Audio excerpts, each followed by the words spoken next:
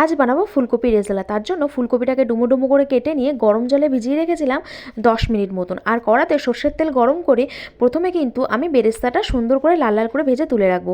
আর 14 থেকে 15টা কাজু বাদাম বেটে নেবো। আর মশলার মধ্যে ছিল আদা, রসুন, পেঁয়াজ, শুকনো লঙ্কা। তো ভালো করে পেস্ট করে নিয়ে ওই তেলের মধ্যে কিন্তু গোটা গরম মশলা, তেজপাতা ফোড়ন দিয়ে আমি ফুলকপিগুলো লাল লাল করে ভেজে তুলে রেখেছি। আর এবার মশলাটা দিয়ে দেবো। বাটা মশলাটা দিয়ে দেওয়ার পরে আমি এর মধ্যে 2 চামচ লবণ দিলাম, দিয়ে ভালো করে নাড়াচাড়া করে কিন্তু কাজু বাদাম বাটাটা দিয়ে দেবো। দিয়ে দেখুন রঙটা কি সুন্দর এসেছে না? তো এরপরে আমি দেবো 2 চামচ মতো ঘি। 2 চামচ মতো ঘি দেওয়ার পরে কিন্তু আবারও ভালো করে কষাতে হবে। ভালো করে কষিয়ে তার মধ্যে কিন্তু এইবার আমি দিতে চলেছি দই।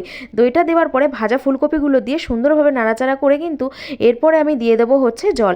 জলটা যেই ফুটে আসবে তখন আমি দেবো 3 চামচ মতন গুঁড়ো দুধ। গুঁড়ো দুধ দেওয়ার পরে তার মধ্যে দিয়ে দেবো 1 চামচ মতো গোলাপ জল। দিয়ে রেডি। নামানোর সময় কিন্তু বেরেস্তা, গরম মশলা আর গাওয়া ঘি দিয়ে নামিয়ে নিন।